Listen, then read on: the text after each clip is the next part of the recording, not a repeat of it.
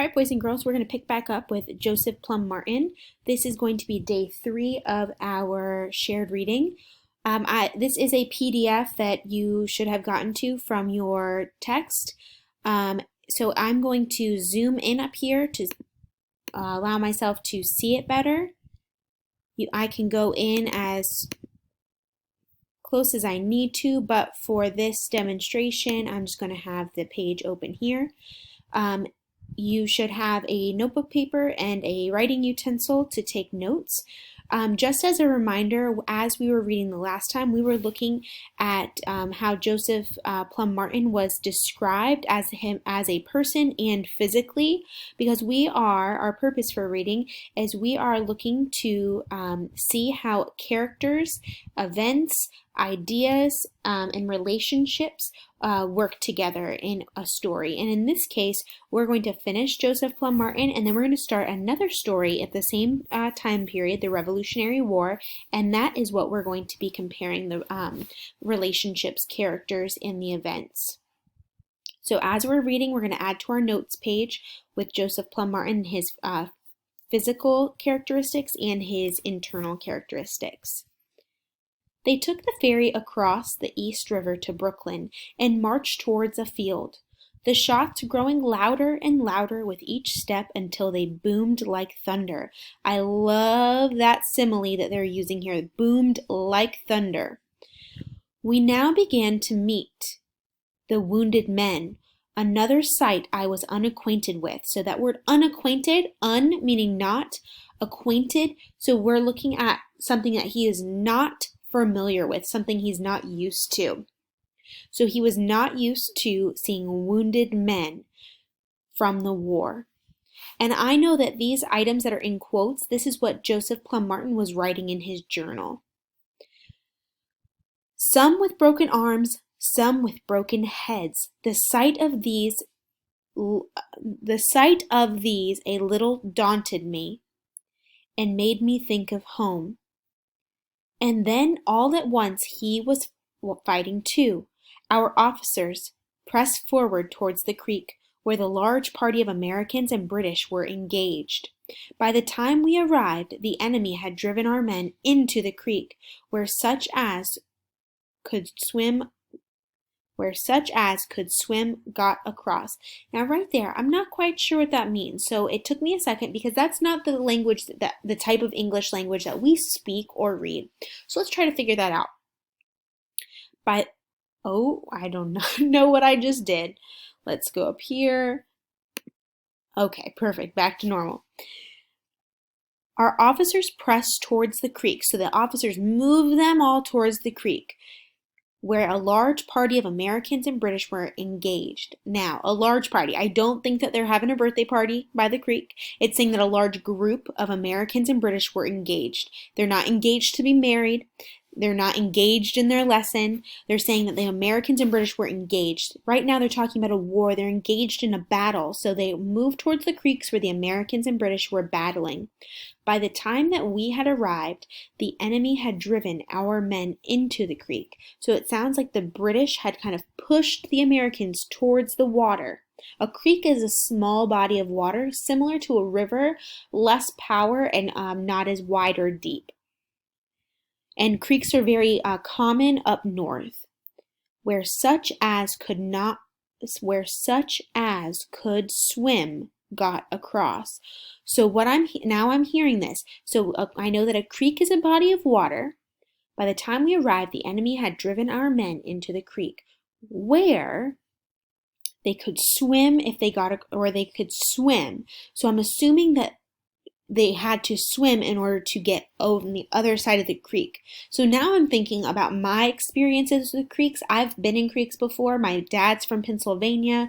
A lot of times in the summer when we go up to see my grandparents, we'd go to this park, and the park had a creek. We'd all get in the water, and there was these really smooth stones.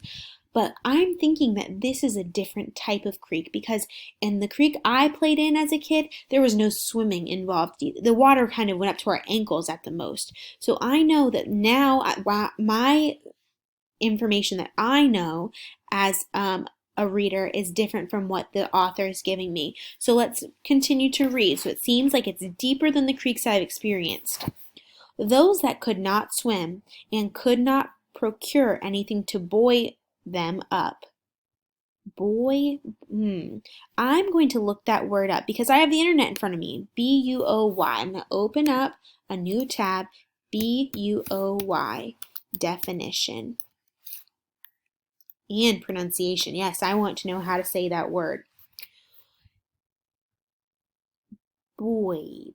A buoy. Oh, I've heard this word before. A buoy. A buoy is a floating marker that indicates the presence of underwater hazards. A buoy. And this here says how it's pronounced. Buoy. Yes, okay. So let's go back to our text. Those that could not swim and could not procure anything to buoy them up sunk. Okay, the creek is deep. If they did not know how to swim and they couldn't get anything to hold them up. So for example, a noodle, that would be like a buoy. It holds you up. If you've ever seen like a cartoon movie, they're usually, if they're in a river, they can't swim, they hold on to like a floating log. So that would be another form of a buoy. On the opposite bank of Gowan's Creek, on the opposite bank of Gowan's Creek, he could make out a long row of British soldiers, professional warriors from what was then the best army in the world. They stood straight and tall in red jackets as they fired on command at the retreating Americans. The creek was filled up with American bodies. Joseph's company shot back furiously, trying to provide cover for those still thrashing through the water. Wow, that must have been very scary to be a witness to. I'm going to zoom back out, come back over.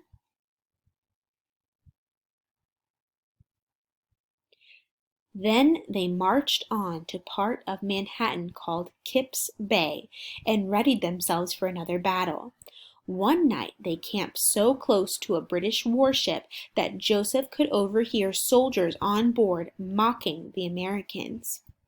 Early on Sunday morning, Joseph slipped into an unlocked warehouse for a rare moment of privacy and peace. He was seated on a stool reading some papers he had discovered when all of a sudden there came such a peal of thunder from the British ship that I had thought my head would go with the sound. Okay, again, we have it in quotation marks. I know this is coming from Joseph's journal or his essay that he was writing. He's writing that Old English. It's time to break that down. All of a sudden, so very quickly, there came a peal of thunder. A peal of thunder. I've heard the word peel, like peel a banana, peel the potatoes, and I'm thinking, what does that word mean? Well, if I'm peeling the potatoes, I'm taking the skin off the potatoes. If I'm peeling the banana, I'm taking the skin off of the banana. But I also know that when I peel the banana, I can peel like one piece at a time. So let's read it and think if it's the same thing about like fruits and vegetables. All of a sudden, there came such a peal of thunder, a piece of thunder. I also have the internet at my disposal. I can come to my internet. I can search that phrase, peal of thunder. A loud, prolonged, usually, wow, that's a reverberating sound such as bells, thunder, or laughter. So it's saying a loud sound.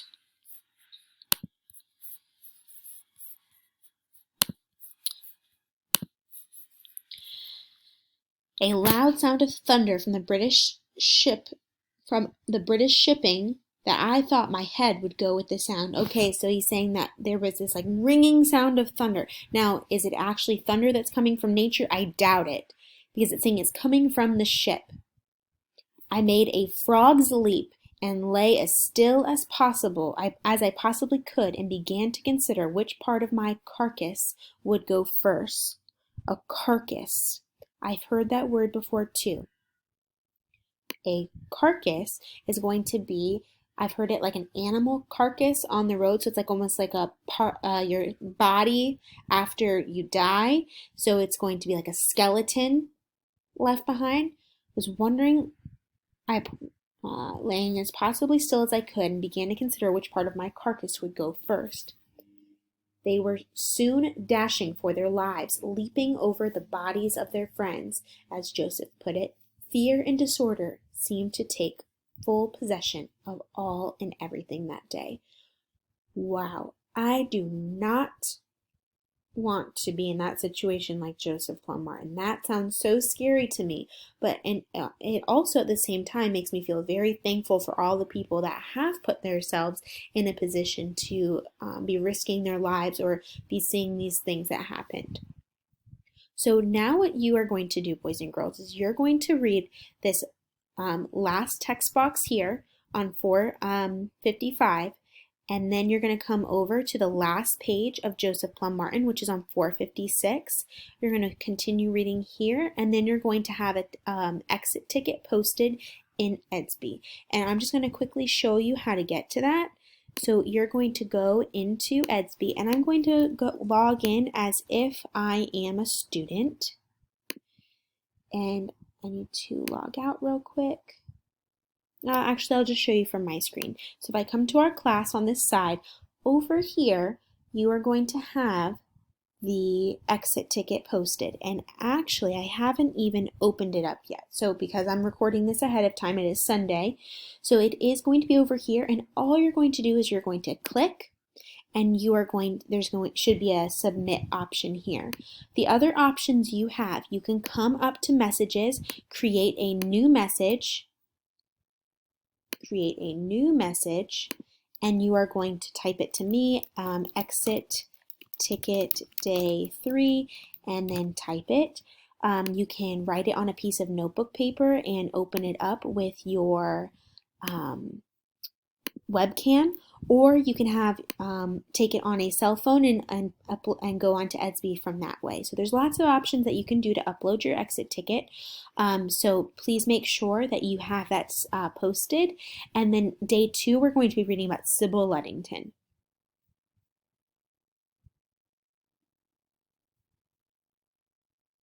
If I can find out where to get to my end record. There we go.